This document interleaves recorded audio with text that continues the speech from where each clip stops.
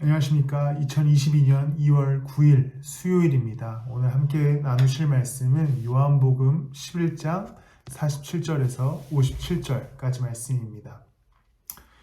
예수님께서 이제 기적을 일으키시다가 4일간의 말씀과 같이 죽은 자 나사로를 살리시게 됩니다. 엄청난 기적이고 엄청난 은혜였지만 이 기적의 강도가 세지자 대제사장들과 바리새인들이 조급해합니다. 자신들의 권위가 빼앗기고 자신들의 지도력도 빼앗기고 새로운 리더가 탄생할 거에 대한 두려움이 그들 가운데 있었던 것이지요. 자신들의 위치가 흔들리는 거에 대한 공포 속에서 예수를 두려워합니다. 그래서 48절에 그들이 어떤 걱정을 하냐면 이렇게 얘기합니다. 이 사람을 그대로 두면 모두 그를 믿게 될 것이요. 그렇게 되면 로마 사람들이 와서 우리의 땅과 민족을 약탈할 것입니다. 사실 굉장히 맥락 없는 주장입니다. 예수를 믿게 되면 로마 사람들이 와서 자신들을 약탈하게 될 것이다 라고 하는 정말 쓸데없는 가짜뉴스를 통해 예수를 비난하고 죽일 방도와 죽일 거리들을 찾게 됩니다. 죽일 명분을 찾는 것이지요. 그러자 그 가운데 있는 대제사장 가야바라고 하는 사람이 50절에 이런 이야기를 합니다. 한 사람이 백성을 위하여 죽어서 민족 전체가 망하지 않는 것이 당신들에게 유익하다는 것을 생각하지 못하고 있어 라고 얘기합니다. 우리가 지금 시선으로 봤을 때 굉장히 거룩한 이야기지요. 예수님이 죽어서 온 민족이 구원을 받으면 얼마나 좋은 거냐라고 얘기하는 것처럼 느껴지지만 여기서 가야바가 하는 이야기의 원뜻은 이것입니다. 저 사람 때문에 우리가 로마에 의해 멸망당하게 생겼으니 이제 저 사람을 죽여야 된다.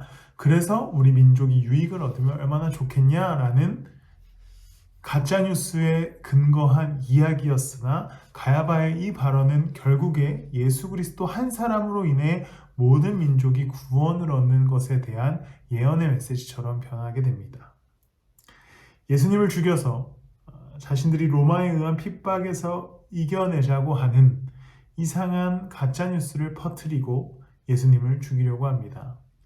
그런데 가야바의 이 주장은 사실 어떻게 나중에 된다고 제가 나누냐면 예수님은 정말 민족을 위해 죽으시고 그 예수님의 죽으심으로 말미암아 모든 민족이 구원을 얻게 됩니다.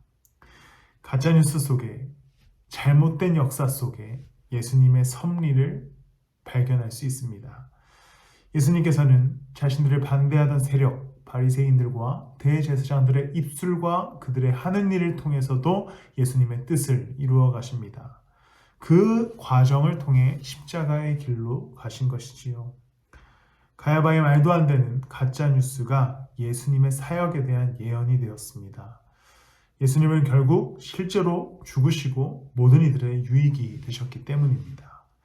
그리스도는 구부러진 세대 가운데, 구부러진 시대 가운데, 구부러진 사람들 가운데 여전히 일하고 계십니다. 코로나로 인하여서 예수님의 시대가 사라진 것처럼 느껴집니다. 교회들이 어렵지요. 이 와중에 개척을 한 우리 교회도 참 무모하다라고 하는 생각이 들 정도입니다. 그러나 이 시대에도, 이 세대에도 예수님께서는 분명히 일하실 것입니다.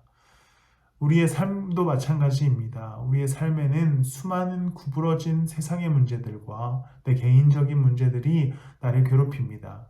예수님께서 정말 일하고 계신가? 라는 의문이 들기도 하지요. 그러나 예수님께서는 분명히 이 구부러지고 삐뚤어진 삶 가운데 분명히 일하시고 하나님의 뜻을 이루어 가실 것입니다. 우리에게 가장 선한 길로 인도하시는 주님은 다양한 방법으로 우리의 삶을 인도하고 계시기에 구부러진 세상에서 일하시는 주님, 구부러진 우리의 삶 가운데서 일하시는 주님을 의지하고 믿으심으로 한 걸음씩을 걸어갈 때에 결국 예수님께서 모든 민족의 유익이 되셨던 것처럼 결국 예수님의 은혜가 우리의 삶 가운데 우리의 이 시대 가운데 함께하여 주실 것입니다. 기도하시겠습니다. 주님, 세상이 혼란합니다. 세상의 혼란함을 볼 수도 없게 우리의 삶은 더 혼란하지요. 주님, 이 혼란함과 이 구부러짐 속에서 일하여 주시옵소서. 주님, 역사하여 주시옵소서. 성도님들의 마음을 만지시고 위로하여 주시고 우리와 함께 걸어가 주십시오.